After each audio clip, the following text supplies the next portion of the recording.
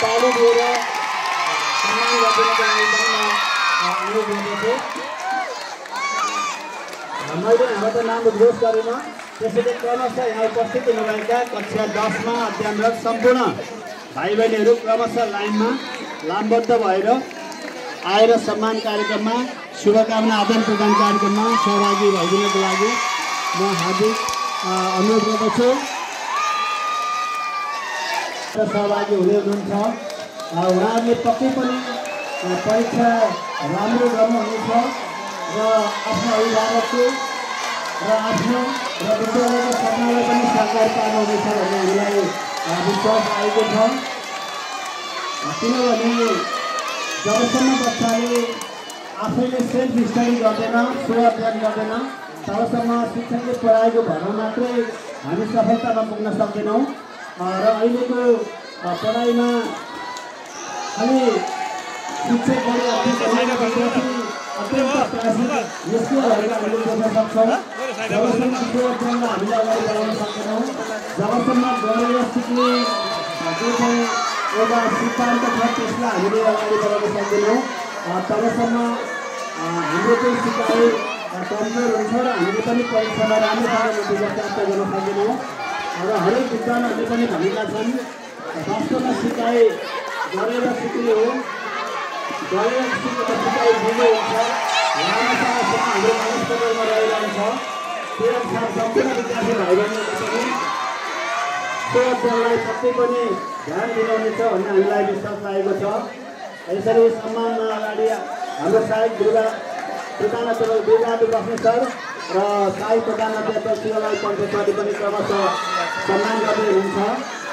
ताली बजाइदिनुको लागि पनि म सम्पूर्ण विद्यार्थी भाइ बहिनीहरूलाई अनुरोध गर्दछु र उहाँहरूको परीक्षाको सफलताको र सुनौलो भविष्यको पनि हामी कामना गर्न चाहन्छौँ।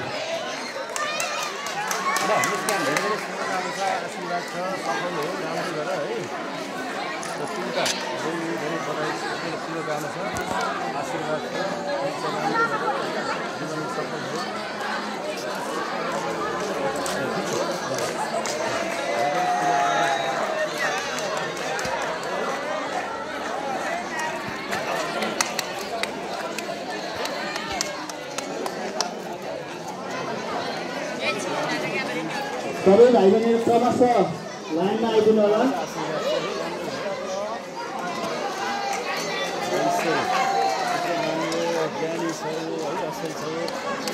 शुभकामना आशीर्वाद राम्रो सफल हो है। धेरै शुभकामना आशीर्वाद सफल हो।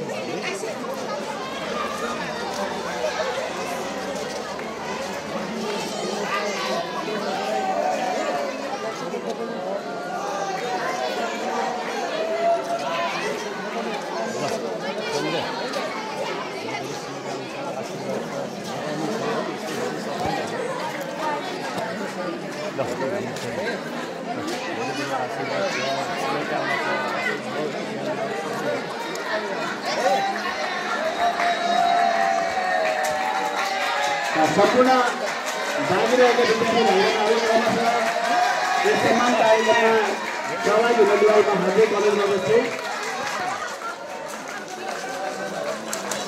अहिलेसम्म विद्यालयमा रहँदा आफूलाई कस्तो अनुभूति भयो, हाम्रो यो सिकाइ प्रक्रिया कसरी अगाडि बढ्यो र आगामी दिनमा अझ विद्यालयलाई प्रभावकारी ढङ्गले शैक्षिक गतिविधि बढाउन के जस्ता सुझावहरू हुन सक्छन् भन्ने बारेमा आफ्नो भनाइ राखिदिनको लागि म सम्पूर्ण विद्यार्थी भाइ बहिनीहरूको तर्फबाट गीतसहित आफ्नो शुभकामना मन्तव्य राखिदिनको लागि म बहिनी अङ्किता ढकाललाई म हार्दिक अनुरोध गर्दछु। त्यसपछि हामी सम्पूर्ण कक्षा शिक्षकहरूलाई शुभकामना प्रदान गर्ने अवसर प्रदान गर्नेछौँ। क्रमशः ABCबाट धन्यवाद सर। आदरणीय प्रधानाध्यापकहरू, यहाँ उपस्थित सम्पूर्ण गुरुवर्गहरू, विद्यालयको कक्षा 9मा अध्ययनरत छात्र विद्यार्थीहरूको तर्फबाट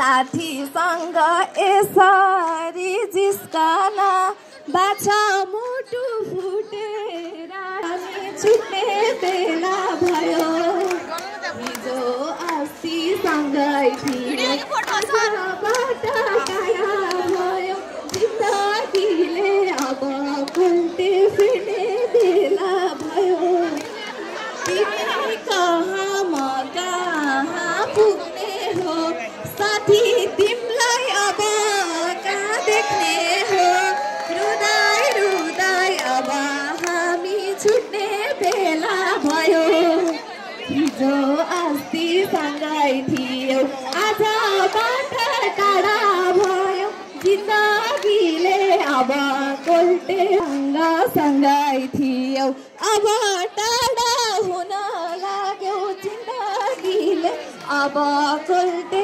फिर्ने बेला भयो फुल फुल्यो स्कुलमा बाबरी गुरुहरू बस्नु छैरामरी रुँदै रुँदै अब हामी छुट्ने बेला भयो बाटो लाग्यो गुरु जिन्दगीले अब बाटो फिर्ने बेला भयो धन्यवाद